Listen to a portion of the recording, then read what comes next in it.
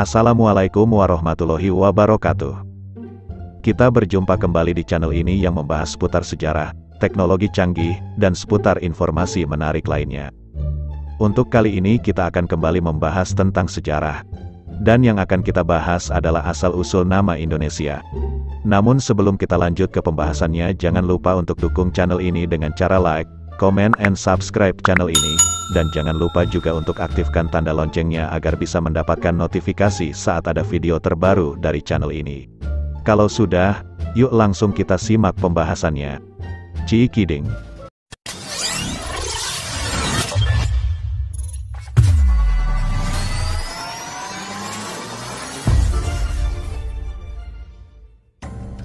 Nama Indonesia berasal dari berbagai rangkaian sejarah yang puncaknya terjadi di pertengahan abad ke-19. Catatan masa lalu menyebut kepulauan di antara Indochina dan Australia dengan aneka nama, sementara kronik-kronik bangsa Tionghoa menyebut kawasan ini sebagai Nanhai, Kepulauan Laut Selatan. Berbagai catatan kuno bangsa India menamai kepulauan ini, Dwipantara, Kepulauan Tanah Seberang. Nama yang diturunkan dari kata dalam bahasa Sanskerta Dwipa, artinya pulau, sedangkan antara, luar atau seberang. Kisah Ramayana karya Pujangga Walmiki menceritakan pencarian terhadap Sinta, istri Rama yang diculik Rahwana, sampai ke Suwarna Dwipa, Pulau Emas, diperkirakan Pulau Sumatera sekarang, yang terletak di Kepulauan Dwipantara.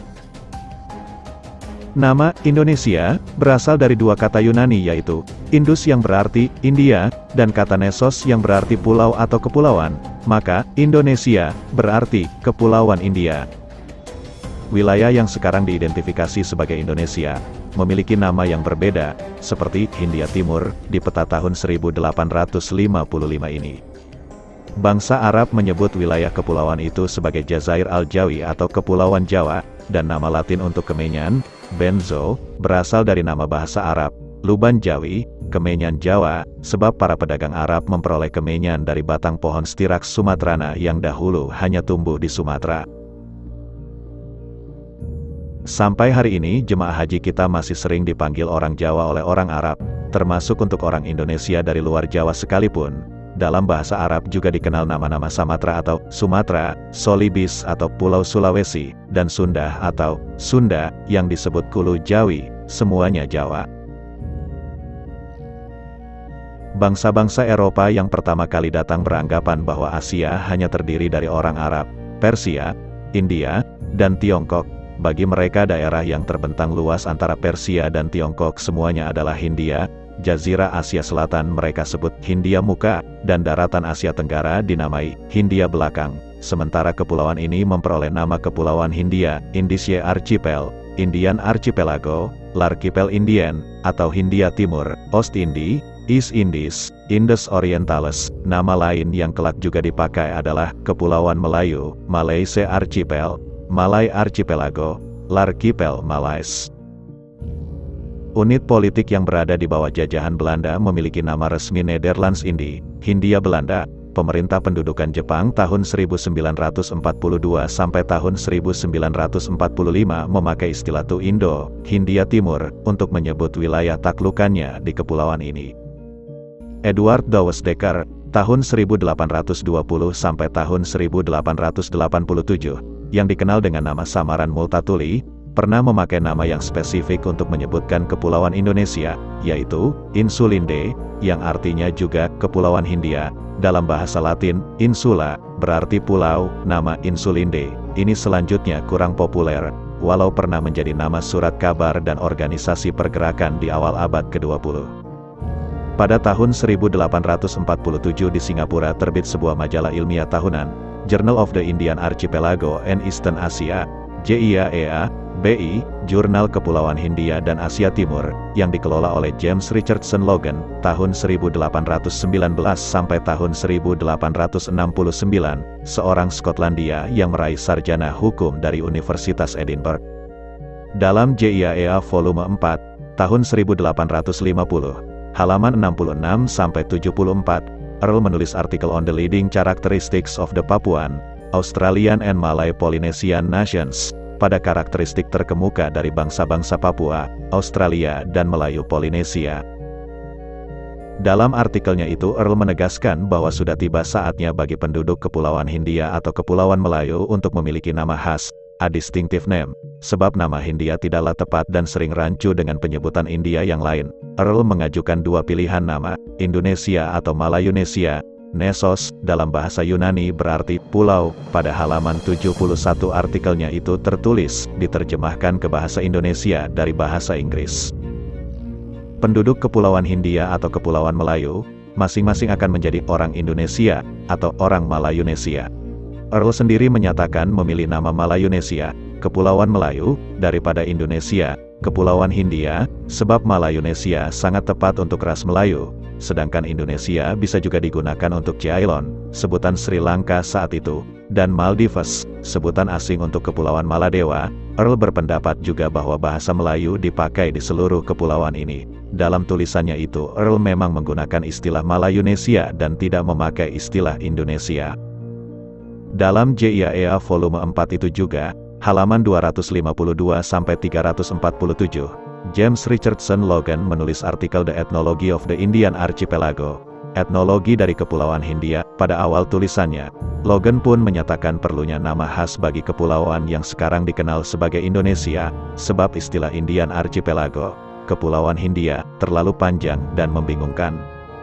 Logan kemudian memungut nama Indonesia yang dibuang Earl, dan huruf U digantinya dengan huruf O agar ucapannya lebih baik, maka lahirlah istilah Indonesia. Sejak saat itu Logan secara konsisten menggunakan nama Indonesia dalam tulisan-tulisan ilmiahnya, dan lambat laun pemakaian istilah ini menyebar di kalangan para ilmuwan bidang etnologi dan geografi. Pada tahun 1884 guru besar etnologi di Universitas Berlin yang bernama Adolf Bastian, tahun 1826 sampai tahun 1905, menerbitkan buku Indonesian oder die Inseln des Malaysian Archipel, Indonesia atau Pulau-Pulau di Kepulauan Melayu, sebanyak 5 volume, yang memuat hasil penelitiannya ketika mengembara di kepulauan itu pada tahun 1864 sampai 1880. Buku Bastian inilah yang memopulerkan istilah Indonesia di kalangan sarjana Belanda, sehingga sempat timbul anggapan bahwa istilah Indonesia itu ciptaan Bastian. Pendapat yang tidak benar itu, antara lain tercantum dalam Encyclopedie van Nederlands Indie tahun 1918. Pada kenyataannya, Bastian mengambil istilah Indonesia itu dari tulisan-tulisan Logan. Pribumi yang mula-mula menggunakan istilah Indonesia adalah Suwardi Suryaningrat atau Ki Hajar Dewantara. Ketika dibuang ke negeri Belanda tahun 1913, ia mendirikan sebuah biro pers dengan nama Indonesische Persbureau. Nama Indonesis pelafalan Belanda untuk Indonesia juga diperkenalkan sebagai pengganti Indis, Hindia oleh Prof. Cornelis van Vollenhoven, 1917. Sejalan dengan itu, Inlander, pribumi, diganti dengan Indonesier, orang Indonesia. Pada dasawarsa 1920-an, nama Indonesia, yang merupakan istilah ilmiah dalam etnologi dan geografi itu, diambil alih oleh tokoh-tokoh pergerakan kemerdekaan Indonesia, sehingga nama Indonesia akhirnya memiliki makna politis, yaitu identitas suatu bangsa yang memperjuangkan kemerdekaan. Sebagai akibatnya, pemerintah Belanda mulai curiga dan waspada terhadap pemakaian kata ciptaan Logan itu. Pada tahun 1922 atas inisiatif Muhammad Hatta, seorang mahasiswa Handelshogeschool, Sekolah Tinggi Ekonomi, di Rotterdam, organisasi pelajar dan mahasiswa Hindia di negeri Belanda, yang terbentuk tahun 1908 dengan nama Indische Vereniging, berubah nama menjadi Indonesische Vereniging atau Perhimpunan Indonesia. Majalah mereka, Hindia Putra, berganti nama menjadi Indonesia Merdeka. Bung Hatta menegaskan dalam tulisannya, negara Indonesia merdeka yang akan datang, de toekomstige Vrije Indonesische Staat, mustahil disebut Hindia Belanda, juga tidak Hindia saja, sebab dapat menimbulkan kekeliruan dengan India yang asli. Bagi kami nama Indonesia menyatakan suatu tujuan politik, en politik dul, karena melambangkan dan mencita-citakan suatu tanah air pada masa depan, dan untuk mewujudkannya tiap orang Indonesia, Indonesier, akan berusaha dengan segala tenaga dan kemampuannya. Di Indonesia, Dr. Sutomo mendirikan Indonesia Study Club pada tahun 1924. Tahun itu juga Perserikatan Komunis Hindia berganti nama menjadi Partai Komunis Indonesia atau PKI, dan pada tahun 1925 Jong Islamieten Bonn membentuk Kepanduan Nasional Indonesia Patwainderik, Natipij. 3 organisasi di tanah air yang mula-mula menggunakan nama Indonesia, akhirnya nama Indonesia dinobatkan sebagai nama tanah air, bangsa, dan bahasa pada Kerapatan Pemuda-Pemudi Indonesia tanggal 28 Oktober tahun 1928, yang kini dikenal dengan sebutan Sumpah Pemuda. Pada bulan Agustus tahun 1939, 3 orang anggota Volksraad, Dewan Rakyat Parlemen Hindia Belanda, Muhammad Husni Tamrin, Wiwoho Purbo Hadijoyo, dan Sutarjo Karto Hadikusumo, mengajukan mosi kepada pemerintah Belanda agar nama Indonesia diresmikan sebagai pengganti nama Nederlands Indie. Namun permohonan ini ditolak. Sementara itu, Kamus Purwadarminta yang diterbitkan pada tahun yang sama mencantumkan lema Nusantara sebagai bahasa kawi untuk Kapulauan Indonesia. Dengan pendudukan Jepang pada tanggal 8 Maret tahun 1942, lenyaplah nama Hindia Belanda pada tanggal 17 Agustus tahun 1945, menyusul Deklarasi Proklamasi Kemerdekaan, dan lahirlah Republik Indonesia. Sebelum bahasa Indonesia ditahbiskan menjadi bahasa persatuan pada Sumpah Pemuda, maka sejumlah linguis Eropa telah menggunakan istilah bahasa Indonesia, alih-alih bahasa Melayu, untuk menyebut bahasa yang dipertuturkan di Indonesia, terutama setelah terlihat percabangan pembakuan bahasa yang dipertuturkan di kedua wilayah tersebut pada awal abad ke-20. Pada tahun 1901, Hindia Belanda, kelak menjadi Indonesia, mengadopsi ejaan Van Ophusen, sedangkan pada tahun 1904 Persekutuan Tanah Melayu, kelak menjadi bagian dari Malaysia, di bawah Inggris mengadopsi ejaan Wilkinson. Ejaan Van Ophusen diawali dari penyusunan kitab logat Melayu, dimulai tahun 1896, Van Ophusen, dibantu oleh Nawawi Sultan Mamur dan Muhammad Taib Sultan Ibrahim.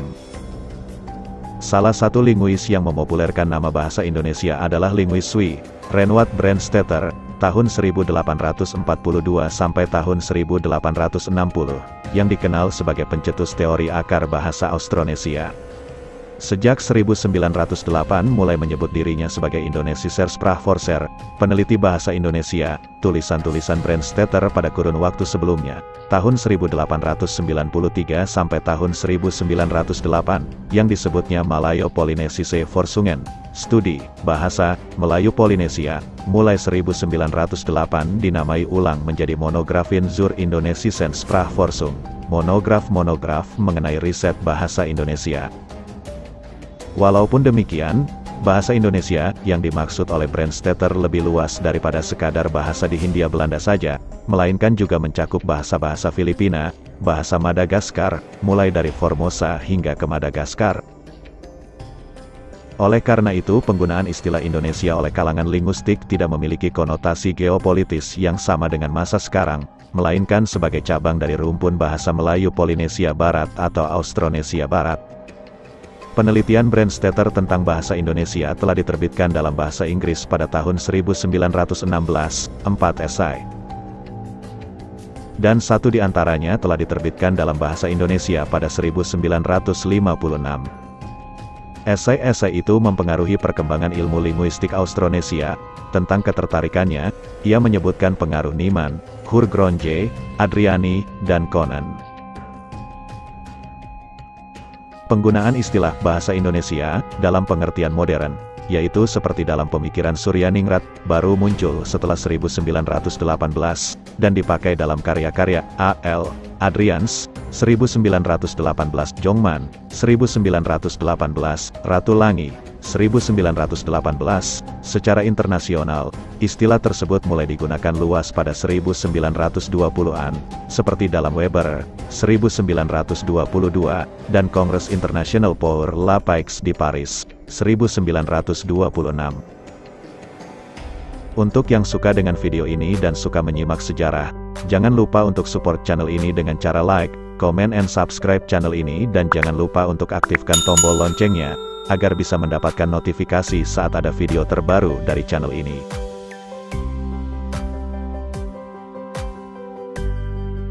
Terima kasih sudah menonton. Untuk video berikutnya kita akan tetap membahas sejarah Kepulauan Nusantara yang dihuni ras Melayu, yaitu Indonesia, Malaysia, Singapura, Brunei dan masih banyak lagi. Informasi kali ini mungkin cukup sampai di sini dulu ya. Untuk kurang dan lebihnya atau ada salah dalam perangkaian kata, kami mohon maaf. Assalamualaikum warahmatullahi wabarakatuh.